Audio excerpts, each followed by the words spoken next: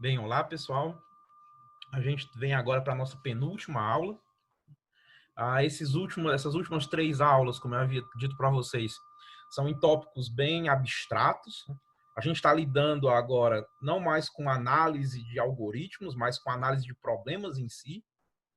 A gente, na última aula, definiu bem formalmente o que é um problema, né? O que significa um problema, ter um algoritmo que resolve esse problema.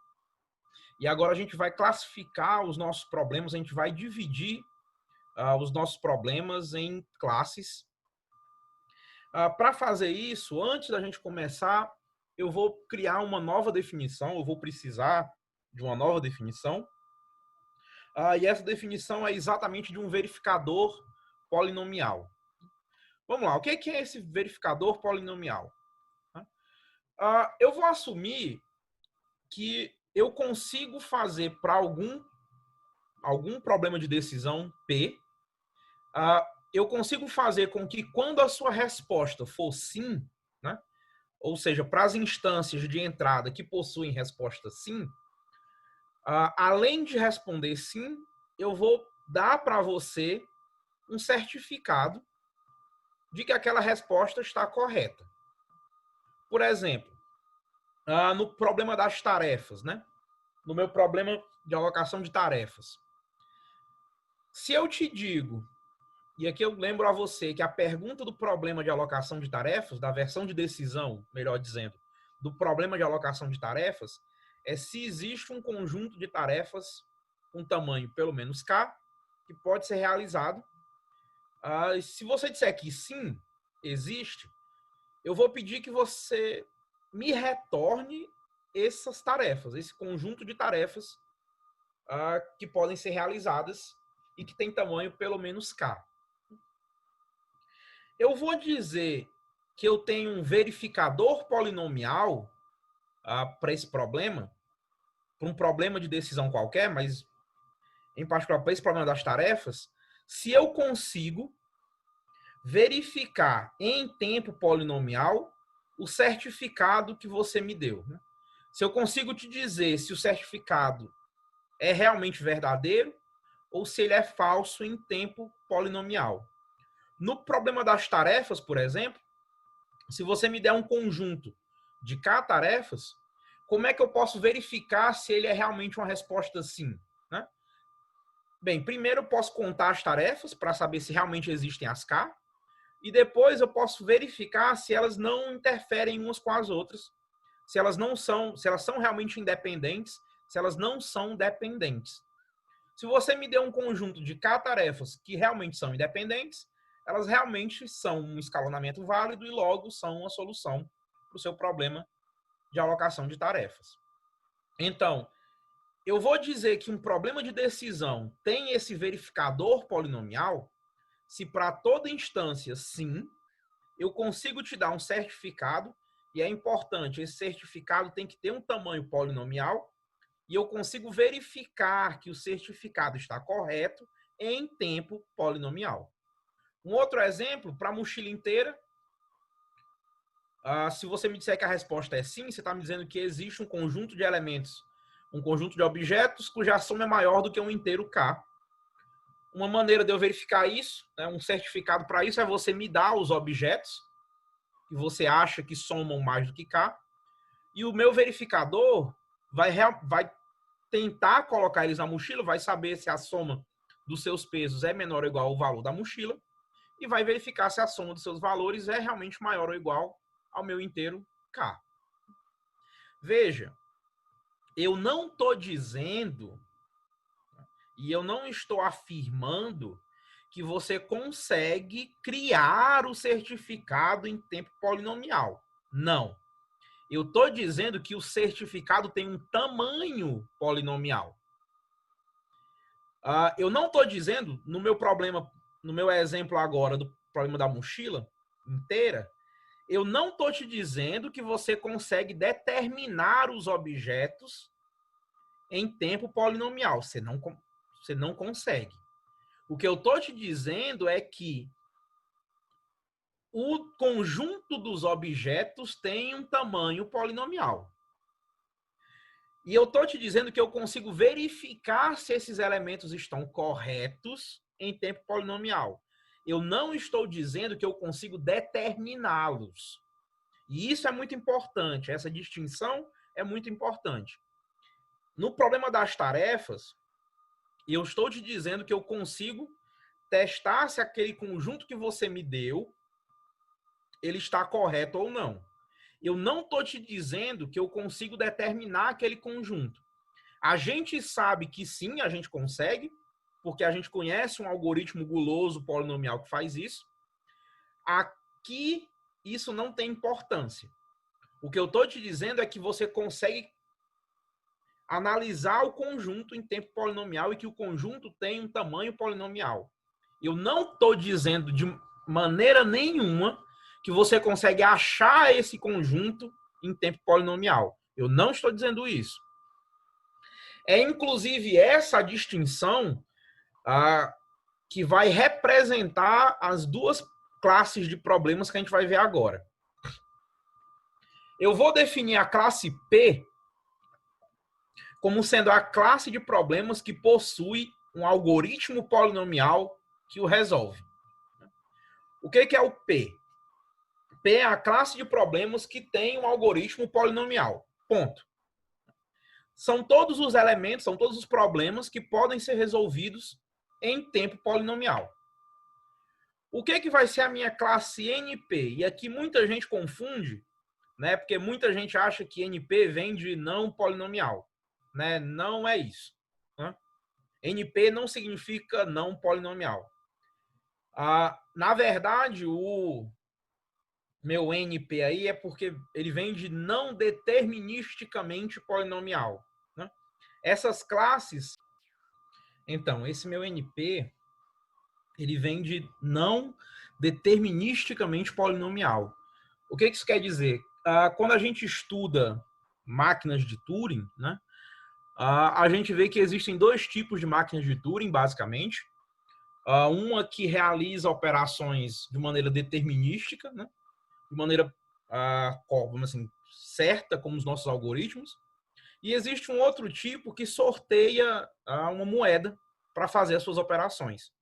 Esse segundo tipo, o tipo que sorteia uma moeda, é chamado de não determinístico, porque ele depende de um lançamento de uma moeda, depende de uma escolha aleatória. E, na verdade, o NP lá é definido como as classes de problemas que são resolvidos por esse algoritmo de sorteio, né? E aí, por isso que esse nome NP aparece aqui. Mas esse NP não significa não polinomial. É polinomial, sim, só é polinomial de uma maneira aleatória, de maneira não determinística. Então, de novo, P são os problemas que possuem um algoritmo polinomial que os resolve. NP é a classe de problemas que possui um verificador polinomial. Aquela ferramenta, aquele algoritmo de verificação que a gente discutiu anteriormente, é justamente ele que eu vou usar para definir a classe dos meus problemas que vão ser NP. Então, um problema está em NP se ele possui um algoritmo de verificação em tempo polinomial. Antes da gente discutir um pouco sobre o nosso P e NP, no nosso diagramazinho, né, é claro que os problemas decidíveis, né, contêm os problemas que estão em NP. A gente não sabe se todo problema decidível é um problema também em NP. Do mesmo jeito, a gente sabe que os problemas de P estão em NP. Por quê? Vamos lá. Se o P, né, se P é a classe dos problemas que possui um algoritmo polinomial que os resolve, e NP é a classe dos algoritmos que possuem um verificador em tempo polinomial, né, eu posso usar, e aí é um truque, né, ou uma ideia bem inteligente, depende de como você encara. Eu posso usar como sendo o verificador do meu algoritmo, o próprio algoritmo que resolve ele, né? Veja, por exemplo, para as minhas instâncias que são sim, né, do problema de alocação de tarefas, que é um problema que a gente sabe que tem um algoritmo polinomial. O meu verificador polinomial pode ser exatamente o algoritmo que resolve o problema. Você me passa um certificado qualquer que eu ignoro, resolvo o problema e vejo se a resposta é realmente sim ou não. Então, qual é o meu verificador, né? Qual é o verificador polinomial de um problema que está em P? É o próprio algoritmo polinomial que resolve esse problema. Veja, a minha definição do verificador é bem ampla. Eu não estou dizendo que o verificador tem que realmente usar o certificado, ele não é obrigado. Lógico que é bem mais, parece ser bem mais fácil usar o certificado. Mas se eu tiver um verificador que sabe resolver o problema, ele não precisa do certificado. Então, um algoritmo polinomial que resolve o problema é sim um verificador. É por isso, então, que todos os problemas que estão em P também estão em NP. Qual é o verificador deles? É exatamente o algoritmo polinomial que resolve o problema. Veja que o contrário não parece ser verdade, né? O fato de você ter um verificador não implica, ou parece que não implica, que você também tem um algoritmo que resolve o problema. Uma maneira interessante de pensar sobre isso é que o verificador, na verdade, ele só te diz, ou ele só te deixa saber se você está certo ou errado. Então, eu estou te dizendo que você consegue testar se você está certo ou errado. Isso quer dizer que isso não quer dizer que você sabe a resposta certa. Você só consegue me dizer se a resposta que eu te dei está certa ou errada. Então, a gente consegue sim mostrar que P está contido em NP, a gente não consegue saber a volta, né? Ou a volta parece não ser verdade. Não parece ser verdade que todos os problemas que possuem um verificador também possuem um algoritmo polinomial. O problema é que a gente não consegue também dizer que é mentira. No meu diagramazinho aqui, eu coloquei o NP diferente dos problemas decidíveis e também coloquei o P contido propriamente no NP. Mas, a rigor, eu não sei se isso é verdade. Na verdade, ninguém sabe. Né? Quase todos os matemáticos e cientistas da computação acreditam que essa contenção é própria, ou seja, realmente P e NP são diferentes. NP é realmente maior do que a classe P e existem realmente problemas que estão em NP que não fazem parte da classe P, mas ninguém sabe ao certo se isso é verdade. Na próxima aula, a gente vai ver alguns bons candidatos a só estarem em NP, a não fazerem parte de P, mas a rigor, a gente não sabe se essas classes, se essa contenção é realmente própria, se essas classes são realmente diferentes. Daí que vem a famosa pergunta, que acho que todo mundo que já trabalhou com computação viu isso uma vez na vida, que é a pergunta do P igual a NP, né? Essa pergunta, né, versa justamente sobre essa questão, sobre saber se a classe P e a classe NP estão realmente contidas uma na outra, se a contenção é própria, ou seja, se somente o P está contido em NP ou se elas são realmente idênticas. Né? 99,9%, como eu disse, dos pesquisadores de matemática e de computação acreditam que esses caras são diferentes, acreditam que essa contenção é própria, que só o P está contido em NP, que existem problemas em NP que não fazem parte de P, mas ainda existem sim alguns pesquisadores, muito poucos hoje, que acreditam que essa igualdade é realmente verificada, que realmente existe um algoritmo polinomial para os problemas que estão em NP. Eles acreditam que esses polinômios são bem ruins, mas ainda são polinômios. Veja, n elevado a 500 ainda é um polinômio. É um polinômio horrível, mas é um polinômio. É n elevado a alguma coisa. N elevado a 1 milhão ainda é um polinômio. Muitos dos pesquisadores que acreditam que essa igualdade é verificada, acreditam que existem algoritmos para os problemas de NP, só são algoritmos polinomiais que têm uma complexidade muito ruim. Alguma coisa como n elevado a 20 e em diante, né? N elevado a 30, 40. Né? Há alguns anos atrás, tiveram alguns avanços, ou melhor, algumas análises, algumas notícias sobre esse problema, justamente porque um pesquisador da Federal de Pernambuco, né, havia anunciado que tinha encontrado uma prova para essa afirmação e tinha encontrado um algoritmo n elevado a 99, né, para um problema em NP. Que podia ser aplicado, no fundo, a qualquer problema em NP, e nas próximas aulas, na última aula, a gente vai ver por quê. E assim, muita gente começou a olhar sobre isso, teve muitas revisões, o artigo que ele publicou sobre esse assunto. No final, ele estava errado, ele tinha cometido alguns erros, matemáticos, e a prova dele estava errada, mas chamou muita atenção por ser um pesquisador, vamos dizer assim, estabelecido na área, né? Não é um doidinho, não é um cara que não sabia o que estava fazendo. É realmente um cara que sabia o que estava fazendo, tanto é que os erros que ele cometeu são erros muito pontuais. Só se você realmente tem um conhecimento muito grande em matemática, em redução, em problemas de grafos, você conseguiria encontrar os erros. Não eram erros simples. Então,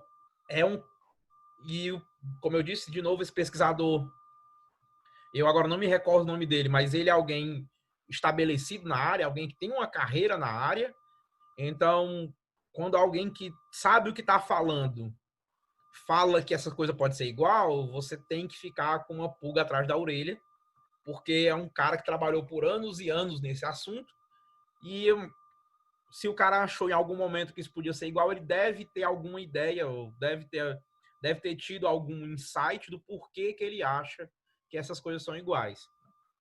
Só uma discussão bem rápida sobre isso, né? Você pode estar pensando, mas por que a gente tem que se preocupar com isso, né?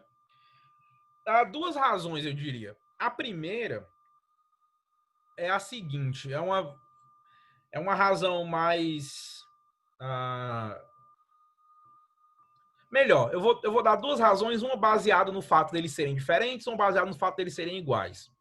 Vamos lá, se eles forem diferentes, a prova que você vai obter para mostrar que eles são diferentes, né, vai ter que usar necessariamente um ferramental matemático e um ferramental computacional que não existe hoje.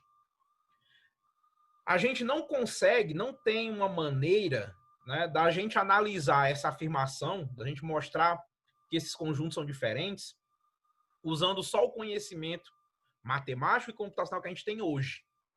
Não tem como, né? Quase todo mundo está de acordo com isso. Que se a gente vai conseguir mostrar isso, a gente vai ter que desenvolver um ferramental novo. A gente vai ter que apresentar alguma coisa diferente, né? A gente vai ter que ter no fundo, uma demonstração que a gente nunca teve antes. E em computação, toda vez que a gente consegue uma ferramenta matemática nova, a gente normalmente consegue dar um boom, vamos dizer assim, né? A gente consegue dar uma evolução muito rápida nos nossos algoritmos práticos, né? Veja, muitos dos métodos que a gente usa hoje em IA, em computação gráfica, em muitos dos algoritmos que o pessoal de engenharia de produção utilizam, eles vêm justamente de métodos que foram desenvolvidos para análise de problemas. São métodos que surgiram para analisar alguma característica específica de problemas. Mesmo as nossas técnicas de programação, especialmente programação dinâmica, ela tem muito essa raiz de generalização de problemas, né? Uma forma geral de representar uma solução. Então, sempre que a gente consegue uma nova ferramenta matemática, né? Algoritmos aproximativos talvez seja um exemplo ainda melhor, mas sempre que a gente consegue uma nova ferramenta matemática, uma nova maneira de entender essas classes de problemas, a gente acaba conseguindo melhorar os nossos algoritmos que a gente realmente utiliza. Então, uma prova de que esses dois são diferentes, né, realmente pode trazer para a gente avanços não só teóricos, mas práticos. Né? E aí, no outro lado, né, na outra mão, se a gente um dia mostrar que esses caras são iguais, aí a gente tá mal, né? Eu digo a gente, todos nós, estamos muito mal, mas absurdamente mal. A gente tá uma palavrinha com F que eu não posso dizer na aula. Por quê? Veja, na realidade, a gente tem pouquíssimos problemas que são fáceis. Quase todos os nossos problemas são problemas difíceis, são problemas que estão na classe NP. Quando eu digo problemas, eu estou falando problemas do dia a dia. Né? A exceção de uma meia dúzia de problemas, quase todos os nossos problemas diários, problemas que são realmente resolvidos em empresas, são problemas que estão em NP. A alocação de recursos é NP, alocação de pessoal é NP, escalonamento de rotas aéreas, por exemplo, escalonamento de pessoal para distribuição. Todos esses problemas que realmente fazem parte do dia a dia das empresas são problemas NP. São problemas que a gente acha que não admitem um algoritmo polinomial. Como a gente acha que não tem esse algoritmo polinomial, nós apresentamos outras soluções que levam um certo tempo. Inclusive, todo o nosso sistema bancário ele é baseado nessa ideia, né? Por quê? Quem já fez ou já viu falar sobre isso, sobre criptografia, deve se lembrar que a gente utiliza uma criptografia de chave pública. Né? Eu não vou agora entrar em detalhes no que é essa criptografia de chave pública. Se você quiser, você depois pode dar uma olhada no Google e você vai encontrar vários vídeos explicando como isso funciona. Mas de uma maneira muito, muito, muito simplista, muito, muito grosseira. Criptografia de chave pública funciona você mandando um número bem grande. O cara que recebe tem um outro número bem grande. Né? Então, ele multiplica esses números e encontra uns fatores primos. Né? E porque esses números são muito grandes, a informação está protegida porque ninguém vai conseguir fatorar esses números num tempo razoável. Só o cara que te mandou o número é que sabe o fator primo e o cara que recebe é que sabe como é que ele consegue fatorar porque ele tem um outro número muito grande que também é primo. No fundo, de uma maneira bem simplista, criptografia de chave pública significa você conseguir fatorar alguns números primos e conseguir fazer essa conta de uma maneira bem rápida. A gente acha que não tem como fazer isso. Né? A gente acha que a rigor, não tem como fazer isso em tempo polinomial. Você deve estar pensando, mas eu conheço um algoritmo que faz isso. Conhece. O crivo de Aristóteles faz isso. Qual o problema do crivo de Aristóteles? A entrada, né, o número de passos do algoritmo não é o tamanho da entrada, é o valor do número. E a gente já viu isso em outras aulas, que esse não é um algoritmo polinomial, é um algoritmo pseudo-polinomial. É exatamente o mesmo problema ou a mesma situação da mochila inteira, que depende da capacidade da mochila. do valor da capacidade, não da representação desse número no computador. Então, se a gente realmente encontrasse um algoritmo polinomial, né, se a gente conseguisse mostrar que os problemas em NP realmente admitem um algoritmo polinomial, todo o nosso sistema bancário estaria com um sério problema de segurança, né? Porque agora você conseguiria, em tese, quebrar essa criptografia, destruir criptografia de chave pública. Você, na verdade, conseguiria destruir quase toda a criptografia que existe na Terra, né? Não existe, não, no fundo, não tem como você criptografar mais nada, porque quase todos os algoritmos de criptografia, eles supõem que você não consegue fazer algumas contas de uma maneira eficiente. Se não existe isso, se toda conta você consegue fazer de maneira eficiente, se não tem nenhum problema que só está em NP, se todo mundo tem um algoritmo polinomial, você não tem como criptografar nada, você não consegue fazer segurança de informação nenhuma. E mais ainda, né? Todos os métodos que vocês viram nessa disciplina, na verdade, grande parte dos métodos, a gente utiliza para problemas que são difíceis. Veja, boa parte do que a gente estuda em computação e engenharia de software também é para resolver problemas que são difíceis. Se todos os problemas são fáceis, né, se todos os problemas têm algoritmos polinomiais, boa parte do que a gente viu é completamente inútil. Então, não só a criptografia está destruída, o nosso sistema bancário foi para o lixo, como os diplomas de computação e engenharia de software de quase todas as áreas de TI, de quase todo mundo, não significam mais absolutamente nada, né? Então, todo o estudo que a gente teve foi para o saco, foi para o lixo, porque, inclusive, isso que eu estou falando para vocês só faz sentido você saber se o P é diferente do NP. Se eles forem iguais, não existe nem razão da gente estar discutindo essa diferença, que não existe, né? Então, vamos lá, metade do curso de PA, por exemplo, já foi para o lixo, se esses caras são iguais, né?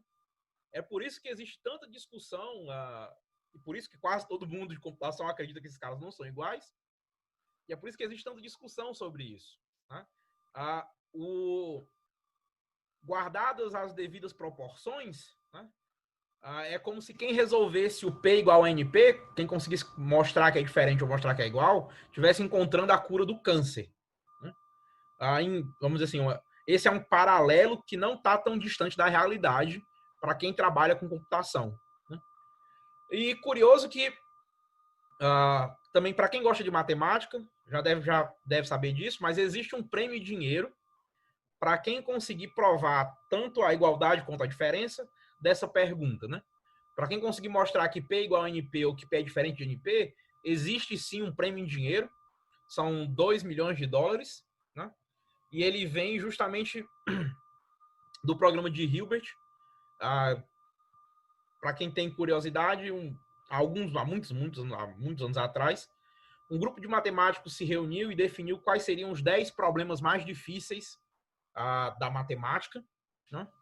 E de todos os ramos que envolvem matemática, né? E aí resolveram dar um prêmio de 2 milhões para todo mundo que resolvesse um desses 10 problemas.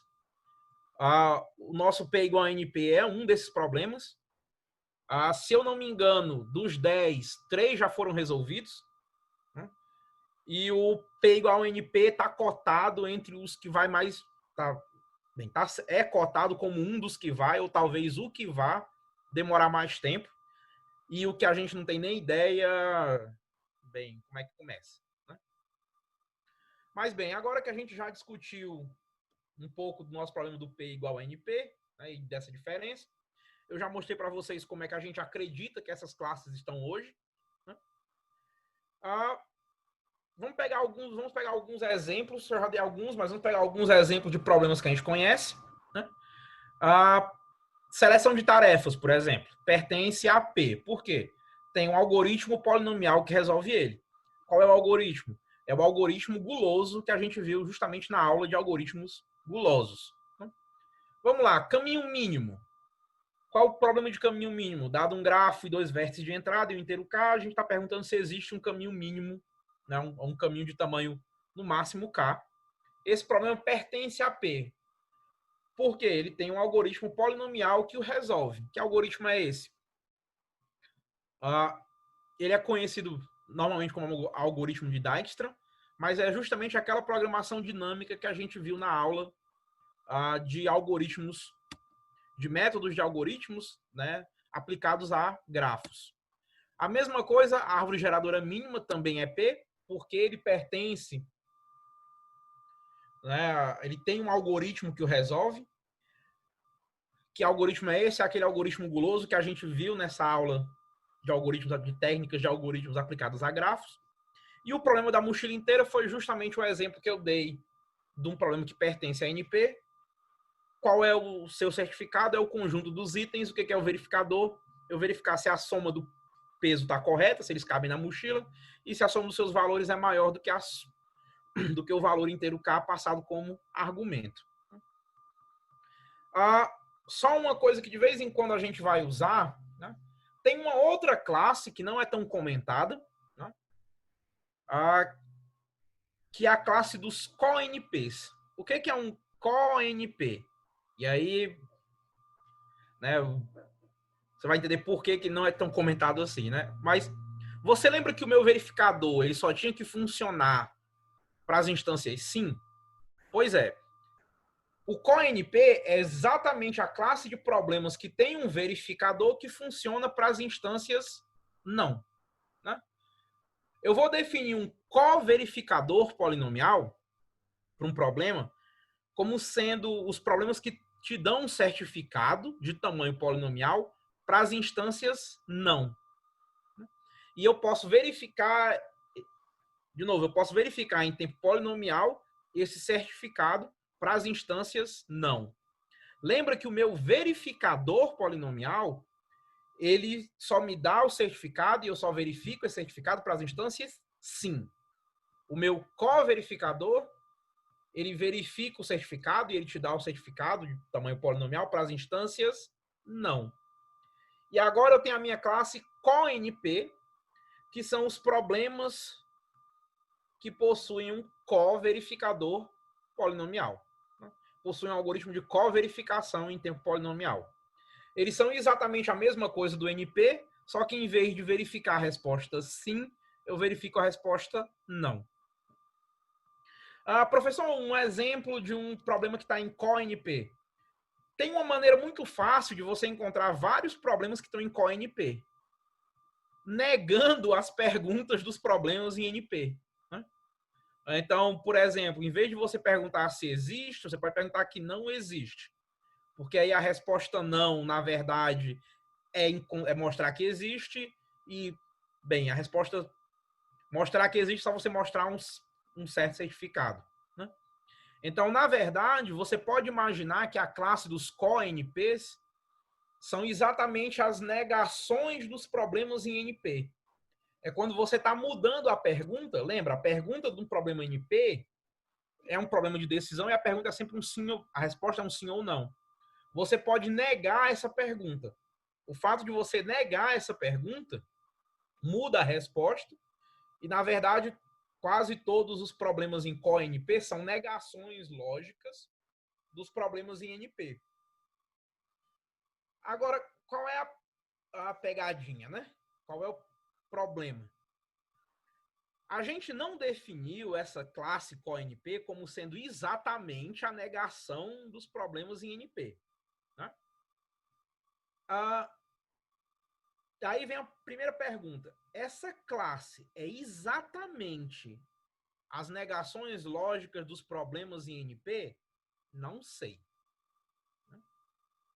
Eu estou te dizendo que toda negação de um problema em NP com certeza pertence a CoNP. Do mesmo jeito, eu estou te dizendo que a negação, né, desses problemas, a negação dos problemas de CoNP também vão pertencer a P. Será que só são esses os caras? Sim, provavelmente só são esses. Né? Mas será que esses caras são diferentes? Né? Será que não existe ninguém que está na interseção dos dois? Na verdade, existe sim. Os problemas em P, os problemas que fazem parte de P, né, eles são problemas que fazem parte de NP e eles também fazem parte de CoNP pela mesma razão, né? Eles possuírem esse co-algoritmo de verificação, como eles possuem um algoritmo que resolve o problema, eu posso negar esse algoritmo, posso trocar a saída do algoritmo que resolve o problema, e esse algoritmo que resolve o problema em tempo polinomial vira um co-verificador. Logo, todo problema que está em P, com certeza está em CoNP. Agora, a interseção de a interseção de NP com CoNP, será que é só os problemas de P? Isso a gente não sabe, né? Mais ainda, será que NP e CoNP são iguais? Será que todo problema que tem um verificador também tem um co-verificador? É só porque a gente não consegue achar? Não sei, né? Então, tem várias perguntas, na verdade, sobre essas classes que a gente não consegue dizer nada, que a gente não consegue responder. Algumas a gente consegue, por exemplo, a minha última pergunta nesse slide, a resposta é sim. Basta você usar como co-verificador, inverter a saída do seu algoritmo que resolve o problema P, isso é um co-verificador. Pela mesma razão que o algoritmo em si era um verificador. Então, a gente consegue dizer algumas coisas, mas boa parte das relações entre essas classes de problemas ainda é obscura, porque, no fundo, a gente não consegue... a definição está clara, mas a gente não consegue ainda delimitar essas classes ou dizer o que exatamente está em uma e não está em outra, né? Bem, pessoal, isso termina essa nossa parte de análise de problemas, de análise de classe de problemas. A nossa última aula vai ser ainda sobre esse tema, mas agora como mostrar que um problema é difícil.